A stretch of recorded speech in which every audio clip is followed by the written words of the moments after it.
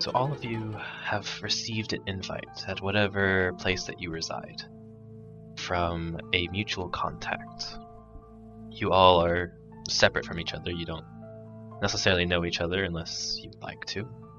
But your mutual contact, Charles Amesley, is hosting a dinner get-together where he will be describing his will to you all.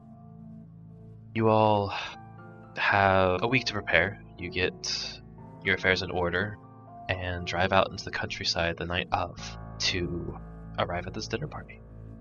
Upon arrival, a butler and a maid greet you and invite you inside to the sitting room. Very good. What is your name? Ian, you can go first.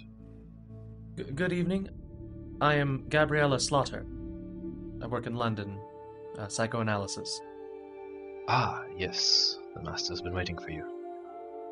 Head inside, take the first on the right, and Miss Elise should be able to take your coat from you. Oh, of course. I do want to thank you. And she moves very carefully. Same with word choice. It's very enunciated, making sure that every single word that comes out is very specific. And she goes inside and meets with whoever Elise is. And the maid welcomes you in once you cross the threshold, takes your jacket from you, and puts it into a closet as you enter into this sitting room. The master will be down in 30 minutes to invite you all into the dining room. Please feel free to smoke if you do, or feel free to access any of the liquor that we have available. And then she goes back to her post waiting for the rest to arrive. Gabriella Slaughter is kind of on the shorter side. She has maybe European, Spanish ancestry going on. And she's got dark curly hair that kind of only reaches the shoulders. She's a little bit heavier set, and she takes off a very big, essentially duster kind of coat, and takes off some riding goggles, because she did drive herself here, and did not drive well. So the riding goggles are very much a safety measure she needs, so that, she doesn't get anything to make her driving any worse. And then she takes out a notebook and starts, recording some musings as she sits down. Alright. Next up, Brianna. You drive up, and the butler greets you. Ah, welcome. What is your name? My name is Victoria Maguire. It's a pleasure to be here. I'm assuming I'm in the right place. Absolutely, Miss Maguire. Mr. Amesley will be down momentarily. Just head inside, hand your coat over to Miss Elise in there. She'll get you situated from there. Wonderful, thank you. And she does as instructed. You walk through the threshold, and inside Elise goes ahead and takes your coat, puts it in the closet, and gives you the same spiel of just sit, wait, enjoy yourself as you need. She does slip a notebook out of the coat pocket and tucks it in her pants pocket. Alrighty. And then go ahead and describe your character to us. Victoria, she's a bit taller. She has red hair, rather average looking. Her hair's about shoulder length. She looks rather pale and bookish. And she's dressed pretty simply, nothing too fancy. Alright. And so you go ahead and you sit down, you flip through your notebook, and I'm guessing you're just kind of documenting things as they go? Yeah, she'll probably strike up a conversation with... I've already forgotten, Ian, what's your character's name? Gabriella. I didn't know there'd be other people here today. What's your name? Gabriella Slaughter. Work from London. What is your name? Pleasure to meet you. My name's Victoria. Lovely to meet you as well. Should we be expecting more guests? I wasn't aware of how many friends you really had. Or associates, I should say. I don't want to assume anything about you. I'm not entirely sure how many people are going to be here. I met him briefly through my work at the university. Or my studies. Oh, okay. Not too dissimilar to how I met him. But lovely to meet you nonetheless. Pleasure to meet you. And as you are finishing up, you hear another car drive up. And Brian, your character is greeted by the butler. And please state your name, please. Yes, hello. My name is Deckard. Deckard Lazarus. Mr. Lazarus, we have been expecting you as well. Go ahead and go through the threshold. I believe you are the last one. If not, we should be having one more showing up. But Mr. Amesley will be down in a moment, and the maid will take your coat inside. Alright, yes. Deckard, he's a monster of a height. He's about 6'6", but he is 60 years old. He has a very long gray beard, very thinning hair at the top, and one of his eyes, he has a very long scar that starts at the top of his forehead and goes down to his chin. And if you ask, he'll pop his eye out, because of course his eye is fake on his right eye. And he walks with a cane, with a very peculiar design at the top. So there's always just a clunk, clunk, as Deckard limps about. He's going to make sure to remember his cigarettes. So, as Deckard hands over his coat, he pulls out his silver ornate cigarette case, pulls out a cigarette, and then pulls out his antique gold lighter, lights it, and then heads to where the others are. Now, how old are Gabriella and Victoria? Gabriella is 26. She carries herself with such a way that she looks grumpy all the time, so she definitely appears older. And Victoria's 27, but she's got a rather feisty nature to her, so sometimes people think she's younger than she is. As she hears the cane clunking, she looks over to Gabrielle and says, "Well, it seems we have one more. Probably an old one, based on the sound of the cane." Oh, or veteran, possibly. Possibility. As Deckard pokes his head in, I like the way the other one said it. Yes, you could think of me more as a veteran, not old. Oh, which war? War. I'm going to assume the Great War, but given your rather advanced age, it could be other wars. I didn't want to jump the gun, as it were. Maybe in time I will tell you a little more of the war I've taken a part of. Gabrielle, just 2 hard blinks and starts, writing some things down. Certainly sounds fascinating. How do you know Amesley? If you don't mind my asking. Well, I will tell you as much of an enigma as why I am here. It might have an inkling to my profession. I am a parapsychologist. I've encountered many strange things over my years, and I've seen things. Maybe that's why I'm here. What about you? Gabriella stifles a little bit of a laugh at parapsychologist. And you just hear, and that is just when Deckard goes, This is exactly what I've heard over the many years. The laughter or the disappointment? Both. I'm a psychoanalyst, well-trained, and I work off of my own little office. But I'm sure there are many things sight unseen that you have seen that you cannot explain. I'm a bit of a researcher. My job is to find explanations for those things. Maybe it's because, from a certain perspective, all 3 of us together could provide a good answer for something. Yeah, all we're missing is a priest. I've heard that joke. It's funnier each time, oddly enough. Usually it's the opposite. I'll tell you, an old friend of mine, he had a saying, God is dead. And that's when Deckard just goes to the window and looks out the window solemnly. And Victoria just responds, "Well, that's maybe. I wouldn't say that to his face." Let's not make too fast of friends. I wouldn't want to have to come to your funeral as well, Deckard.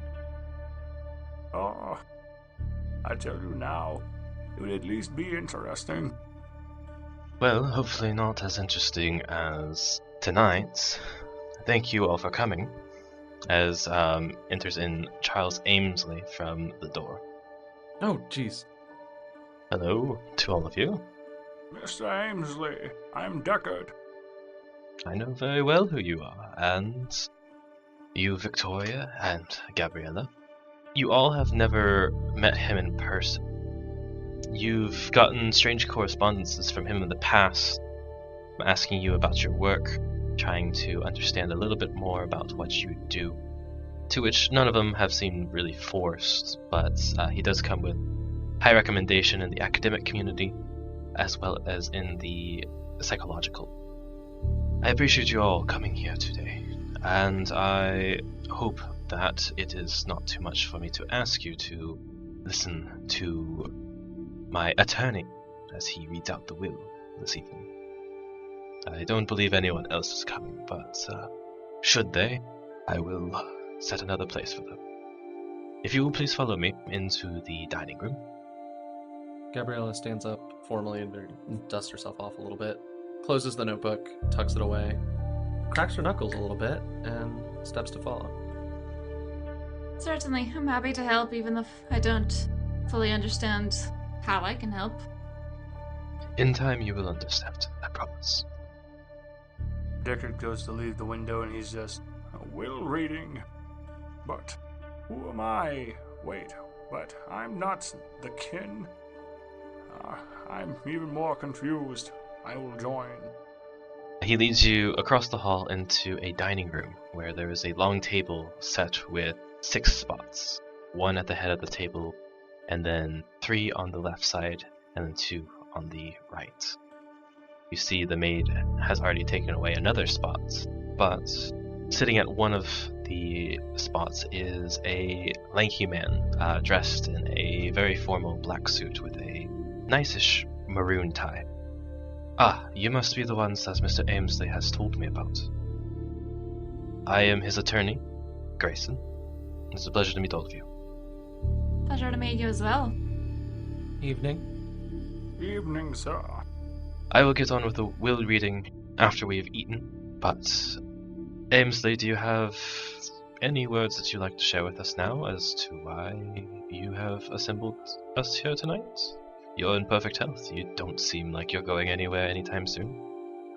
Amesley goes ahead and he takes a breath and just motions for everyone to go ahead and take a seat. And as he seats himself, you see a tray of food come out and is served to all of you. There seems to be anything that you could really want here. It is a bon vivant buffet. Victoria, what do you take from the table? I imagine she takes a little bit of a few things. Not wanting to, stuff her face, but also curious to try things that look different or new. There's not much that looks rather new. You're quite accustomed to the blandness of most English cooking at this point. But there's a few things that have spice in them, and the biscuits look absolutely amazing. She definitely would go for the things that look like they have a little more flavor and the biscuits. Alright. Gabriella. She's rather used to bland food, so she actually takes out like a little glass jar with like a little screw top on it and tosses it onto some, I imagine she grabs some like meat and potatoes and just tosses the seasoning on top. Sounds good. She acknowledges it's probably rude to whoever made it, but if she does, she doesn't like say anything. She just goes, yep, this is gonna go on my food. You see someone's head poking out of the kitchen, just shaking its head. And you just kind of ignore him. Yeah, I won't apologize for making bland British cooking better. And Deckard? Deckard trusts nothing. He pulls out a flask from his inner pocket of his shirt and is just, liquid diet, thank you very much. And just drinks a swig. Alright. Well, I do appreciate you all coming. I will probably say that many more times throughout this meal. But on to why you're here, and why this is, of course, a strange way to meet a correspondent. To cut down to the short of it, I am quite worried for my life. I've been getting threats from this organization called the Green Wheel for many of my dealings in the Americas and the Middle East, as well as here in England, mining oil. It is definitely how I made my living and such wealth, but they also seem disheartened at well, not disheartened, but quite irritated at my placement of this house. Apparently it is upon some very important burial ground to them. I found out much too late about that. People can be rather particular when it comes to superstitions like that. I agree. But, nonetheless, should anything come of it, I would like you 3 to have my estate. Whether it be my books about the paranormal things I have seen across the world, or whether it be, well, money, or documents, or anything that you particularly want, it is yours. I would like you to state now, for my attorney, what it is you would like from me. Victoria's just sitting blinking at this, because this was not how she expected the evening to go. Gabriella takes the same notebook and flips to the back where it looks like there's, if you're looking over her shoulder, you can see a table, like a ledger keeping track of finances. And she closes it and she's like, yes, if you're offering money, I'll take it should you die. I'm in need of it at times. Then I would hope my money goes towards your research. I am quite intrigued to see your next discovery. Well, you know, the collective unconscious always has its mysteries, but I sure would like to find out more. Victoria, you and I had corresponded much about the Fey folk of the Emerald Isle. I would love it if you were to take my collection of books. I would gladly take that. Certainly help with some of my research projects I've got going on. Absolutely. I have a couple of new books that I would like to show you before the night is over, if that is agreeable. I would enjoy that greatly. Victoria looks like someone just told her Christmas is coming early. And Deckard. Yes. Deckard's been writing notes this entire start of this conversation. I know that your studies have taken you into the occult, and you have found things that you have no explanations for. Yes. I have a journal of my own that explains at least some of what I believe to be true, based on my own studies and correspondence with a friend in London. I'd like you to have them as well, if you would take them. I will take this correspondence, and yes, I will gladly take this journal, but I will have questions for you later, Ameswell. I am sure that you all have many questions for me. But now that part is over, feel free to eat, and we can discuss it much, much later. Please, begin. And he gives you all a moment to just kind of eat your food and not have to worry about a forced discussion. Victoria digs in it at some point. I think she looks at the professor and says, have you done any research into what kind of burial ground is supposed to be under this house? There might be a way to appease whatever spirits you may have put at unrest. I have been told that it is a Celtic burial ground, but when I had people dig up at the soil, they found nothing beneath it. No traces of any decomposition, any bones, anything. So I am quite curious what they believe is under here, but after you get enough rocks thrown in your windows, you stop questioning it. Fair enough. Could be either it's buried deep or it's somewhere they think it is. That happens sometimes. Yeah. It's been a lot of strange occurrences ever since the letters started coming. And in fact, I had the police look into it, and all they told me was that it was only a raccoon that was making all of this racket. Which I didn't quite know that there were raccoons in this part of the world. But so be it. That does bring me to a small note. You mentioned this Green Wheel group. Are they local to the area? I don't actually quite know much about them. I have only been able to find out bits and pieces here and there from their letters.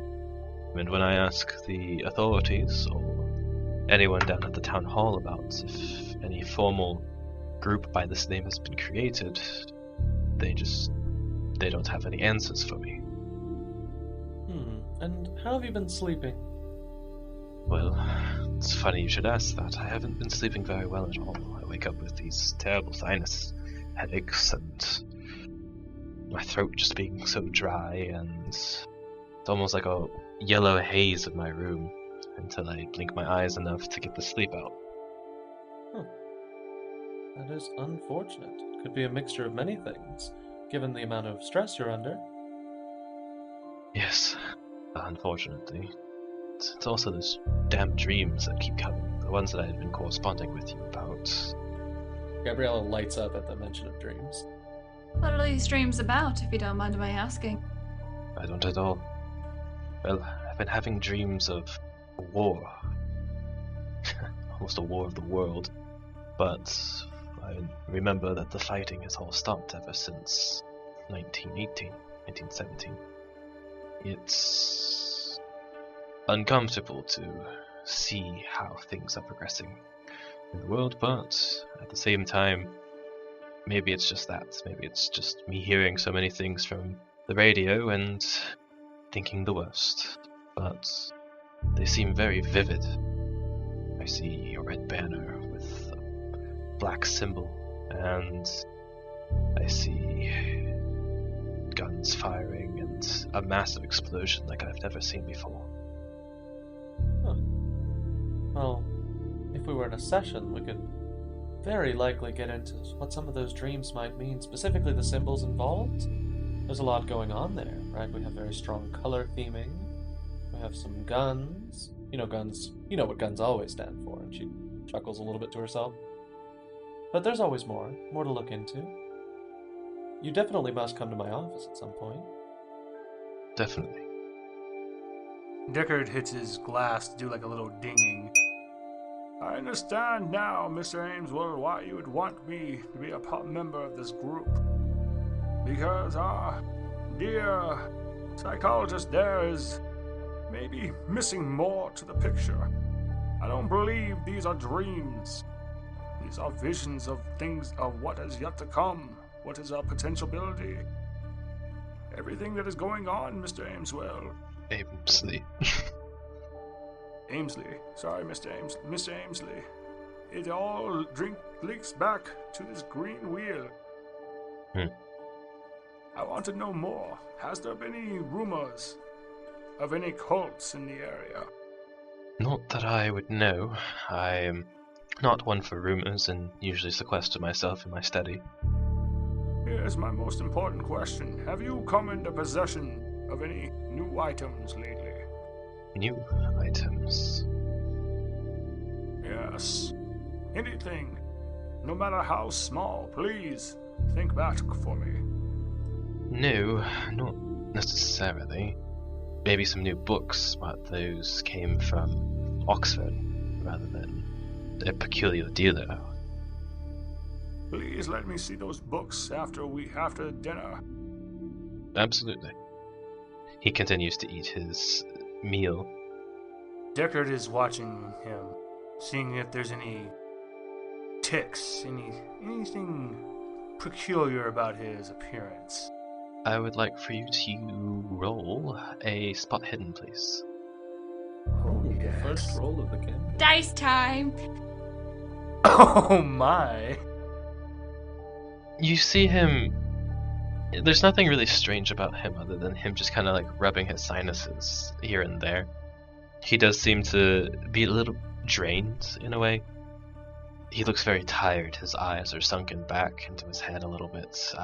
Dark circles have formed, and you see kind of this, as he kind of moves his hair back, you see a spot on his head that's this strange yellow discoloration, which you would typically assume is just part of his aging, but hearing the strange things that are going on, and you having your own suspicions and such a good success roll, the figure is not necessarily what it would seem initially. You believe that there might be something more going on here. Deckard is noting the extreme exhaustion and just adding it more to his notes, because he's not going to be bringing it up It'd be a little risky. He's going to wait till we have a moment alone with Victoria and Gabrielle. Victoria will pipe up. I might know a few treatments that could help with her sinus problems. Trust me, I've tried almost everything, but if you have anything new, I'd love to hear it. Some of them may sound a little odd, but I tried them, and they're surprisingly effective. Oh, what do you have in mind? She'll list off some that are essentially like old wives' tales full of remedies that she has had a chance to test. I have definitely heard of those in books, but I never thought to try them myself. Thank you for this. I will, before bed tonight, I will definitely try them. Also, are you all staying the night, or are you driving back to London or wherever you came from? If I am going to, I'd need to let Bosco out of the car. Yes. I can have my butler go ahead and take care of him if you'd like. Tell your butler to bring some form of meat. He bites. Wonderful. And he snaps his fingers, and the butler comes over, and he whispers into his ear, and the butler comes over. Your keys, ma'am. Oh, yes, of course. And she hands the car keys over. He takes the car keys and he walks out, and you hear Bosco barking outside until there's no sounds. And around the side, out the window, you see Bosco just following with this slab of meat in his mouth. Bigger than the plate that you have in front of you. Oh, yeah, no, Bosco's huge. He's a big Doberman. Yeah. Oh, interesting form of security you've got there. Well, I kind of have to. I do a lot of my house calls in all sorts of isolated parts of England, and it's easier to have help for security that doesn't talk back or ask about their neuroses or has any worries beyond the next meal. Makes a lot of sense. Also, he's a very pretty dog. Maybe I should invest in one. Absolutely. Well, and he goes ahead and he finishes up his plate. How far along in the meal would you guys be? I think I'm probably done.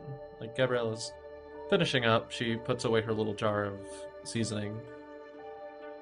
Victoria probably finished her plate a while ago and then maybe added a little bit more of stuff because she's a pretty fast eater, but she's trying to keep in mind polite company and not snarf her food.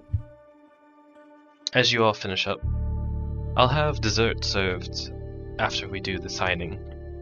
Grayson, you've had enough time to write out those documents, correct? I'll need a couple minutes more. May I use your study, sir? Absolutely. You see the attorney go off and goes upstairs to the study. You hear his footsteps on the floor, on the creaky floorboards going up. Then you hear a door close, and it is just you four. Now, there's one more thing that I will have to ask if you are to take anything from me after death. What will be the price? I will need you to burn down this estate. Can we get that in writing first, so we don't get in trouble with the authorities? Yeah, I'd like something that says it's okay to do that. Absolutely. I have already had the paperwork filled out for a controlled burn and to make sure that you are the ones who do it. One thing that I didn't say, because my attorney already thinks I'm quite crazy, is that when they were putting together the house, one of the workers did come to me and say that he had found something disturbing. It was a tree that had been bent in different directions, but at one point in the tree's trunk, it had looked as if there was a face, a human face in it. And so he cut it down and didn't think anything of it, except that it was a gnarly looking tree. Now I'm not quite so certain it was just a tree. Nature's rarely what it seems sometimes. Very much need to be careful. Yes. But back then I was young, foolish, and didn't think that nature would care that I would destroy it, as I have. But using the wood from that tree in the building of this house I am starting to find that nature's wrath is quite vicious, unrelenting. You must have built it before you started learning about the Fae. Yes, when I was just an oil tycoon.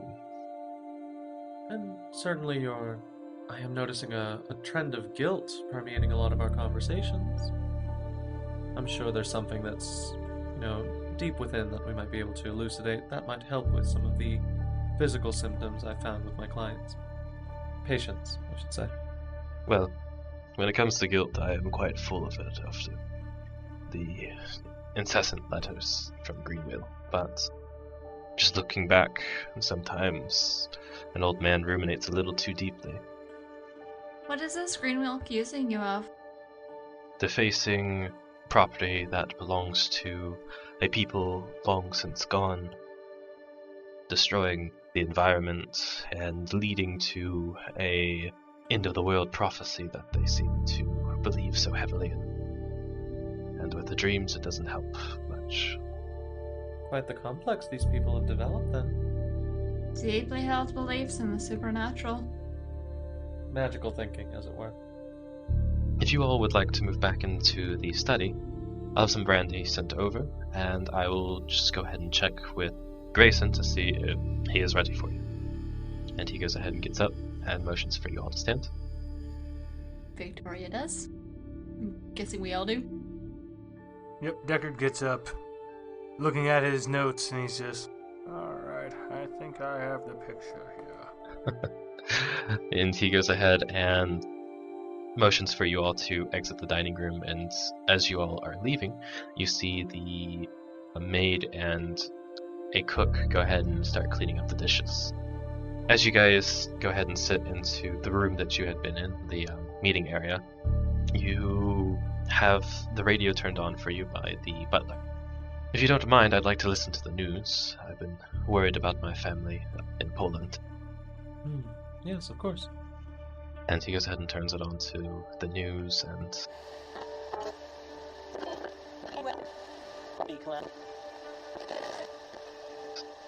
this just in. There are startling reports of German troops moving over the Polish border. What will come of this? No one is quite sure. But England has a pact that it will defend with France at all costs. And at this, you see the butler's face just kind of go all solemn, and he turns it off. He turns it back on and turns it to some music, and you all kind of sit there, a little uncomfortable with what you've heard. Deckard's eyes go wide as he's looking over his notes. After hearing that on the radio, Deckard is going to signal for Victoria and Gabriella to lean in a little close for him to tell them something. Victoria obliges. Yeah, she gets up. We cannot burn this house. Why not? Oh? This confirms it. Don't you think it's a little peculiar that right after our meeting over the meal, we are told of a vision of a battlefield, and we just hear that over the radio? This wouldn't be the first time someone's seen what was coming early. There's more to this. When he spoke about the tree with a face, don't you feel it? There's something off. This house, we cannot burn it. Because if we do, I fear we may release an evil. Right now it seems contained. Right. Would it release it, or would it banish it from this world if it no longer has a place to abide? Guess that depends on what kind of evil this is. I can't believe quite what I'm hearing. There are no goblins in this house that will run off if we burn it down. You're telling me you study people for a living, and you don't believe there might be things beyond what we can understand? Oh, certainly, but all well within our brains and deep, deep down. In fact, what you just mentioned about the war, his little vision, his dreams, as it were, that's synchronicity. That happens all the time. When people are in a certain psychic state, they attune to the world around them, and they come into these small coincidences. Deckard laughs. He looks at Gabriella as he pulls out his eye. Oh. he goes, well, as I told you in time, I guess I should say now, the evil I speak of is what I'm at war with. Just as it took my eye when I was a child and took my father. I have no idea what I saw, but all I know is that was evil. I have stared into the void, Gabriella. The only difference is I didn't blink. I know I have not lost my sanity in this world, but I can tell you, you must open your mind.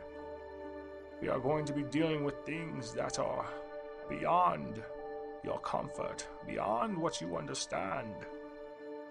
And she looks around the house and at Deckard with the whole eye and the whole speech. I'm quite comfortable with people that are sick and people that are afraid. And that seems to be a good 90% of what's going on here.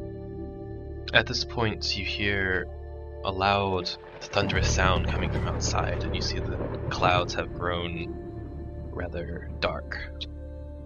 Gabriella, the void is forming. Are you going to blink? Are you prepared to stare it down? Is this a metaphorical? Certainly a wide variety of uncomfortably dark portents coming our way. Oh goodness, It's all fairy tales to you two. Fascinating. Yeah, no, I'm sure. I guess I'm ready to not blink at the unfortunate thunderstorm. You say fairy tales, but some of the things I've been researching happen across a wide variety of societies that grew up separate from each other. Oh, and she lights up at that. How do you explain them having the same monsters? Oh, that's actually general archetypes from the collective unconscious. It's all deep down within us, and some of those archetypes will come up time and time again. The wise old man, the great mother figure. It's all very common, you see, because we all experience it. But where did they come from? Oh, collective unconscious. It's what we don't experience, what we don't see. It's deep beneath us. But we can access it if we're, looking. It had to have started from somewhere, otherwise our brains wouldn't have said it was useful, correct? Well, I suppose, but I don't have any ancient man to talk to and find out for myself. So I'll just have to work with what I'm given. I could point you to some books in the library at Oxford. They might prove enlightening. If I may bother you, just a little bit, and you see the butler comes in again. The attorney is ready for you now. Wonderful. I will be taking you up one at a time. Who would like to go first? Deckard's actually going to volunteer. Alright, if you will follow me. Leaving Victoria and Gabriella behind to keep arguing over this. Oh yeah, Gabriella's gotten a little more heated with each exchange of no, we're not dealing with monsters. We're dealing with an angry local group and some bad air or something that is getting this dude sick. Well, some germs probably, And Victoria's just this is a really interesting, very fun debate we're having. Yeah, it's we have a lot of common ground, but also you're dead wrong. Deckard is just skeptics. Victoria's I may not be right, but can you prove me wrong? No, just I can't prove you wrong. Yeah. There are things we don't understand, so who's to say? There's some fun back and forth there, and there has to be a skeptic. I don't make the rules. Mm-hmm. Oh, there has... Deckard's just the one that's but I have seen these I things. saw the monster Never man. mind. He ate my dad. Well, I don't know. Did you? Did you really see that, or was it just your imagination? Did you experience a lot of childhood trauma, and you created a delusion in your head? Because that's more like... You created the delusion of the police who came to take your father away from abusing you. You're the police whose heads got exploded by the monster man. Those weren't real either. This is gonna be fun. Victoria and Gabriella. I do like that everyone's approaching it from a different spot. Just so you guys can see, I actually have been doing a bunch of note taking. Oh, same. I have a bunch of notes on Jungian psychology, because that's not at all. No one does Jungian style in like modern therapy anymore. So I'm just over here doing a lot of research over the course of the last month.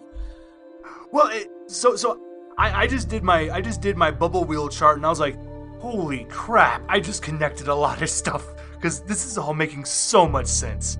From Deckard's side, when he's thinking about the occult, it's like, oh, this is making a lot of sense. I think I know what you're talking about here. And I don't think we should burn this house down. Oh, yeah, Gabrielle is definitely on the side of like, oh, it's definitely like he's having some sort of major conflict with his shadow self, and we can help him resolve it, and then he'll feel better, and he won't have to burn down his house.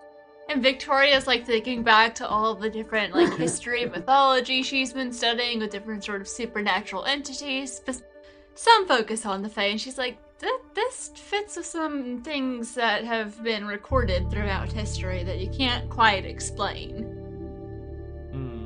Decker's going to get along well with Victoria.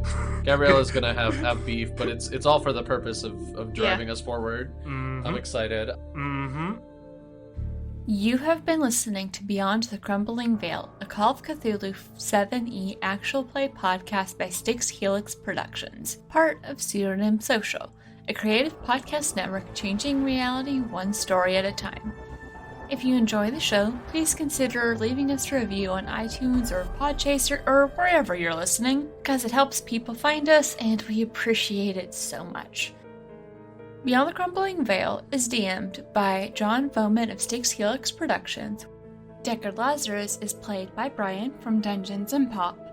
Gabriella Slaughter is played by Ian, who you can find in actual plays near you and is at Ian Caliente on Twitter. And Victoria McGuire is played by Brianna Jean, who you can find at Brianna Jeans on Twitter.